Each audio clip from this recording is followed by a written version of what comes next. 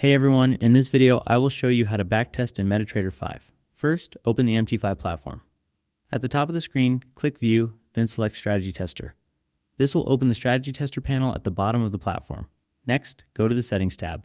Here you need to configure the backtest. Under Expert, select the expert advisor you want to test. Then choose the symbol, which is the financial instrument you want to trade, such as EUR, USD, or gold.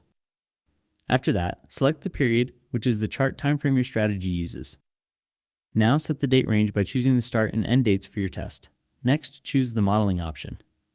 This controls the data accuracy used during the simulation. Select the mode that best matches your testing needs. Now enter your deposit amount and choose the account currency. This represents the starting balance for the backtest. Once everything is configured, click the Start button. MT5 will run the simulation using the historical data you selected.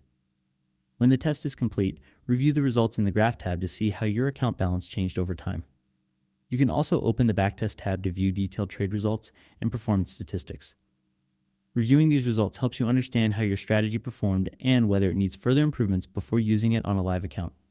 Thanks for watching.